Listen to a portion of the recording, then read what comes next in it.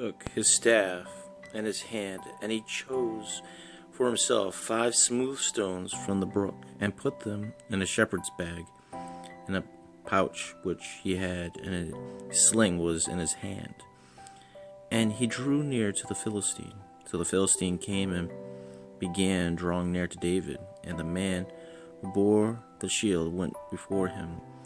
And when the Philistine looked about and saw David, he disdained him, for he was only a youth, ruddy and good-looking.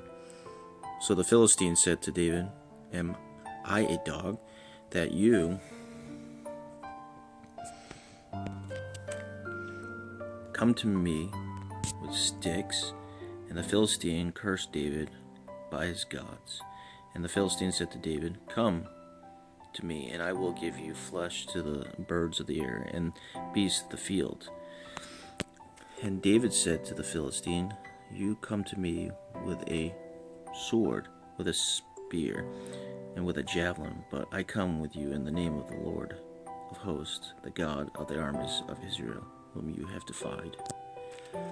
This day the Lord will deliver you into my hand, and I will strike you and take your head from you. And this day I will give the carcass of the camp of the Philistines to the birds of the air and the wild beasts of the earth, that all the earth may know that there is a God of Israel.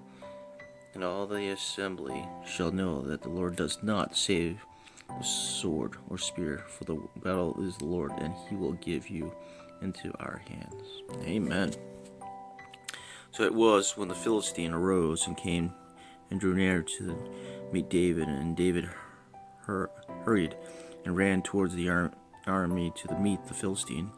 Then David put his hand in his bag and took out a stone, and he slung it and struck the Philistine in his forehead, so that the stone sank into the forehead, and he fell on his face to the earth.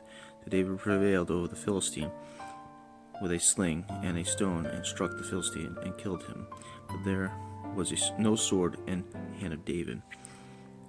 Therefore David ran and stood over the Philistine, took his sword and drew it out of his sheath from standing there, and killed him, and cut off his head with it.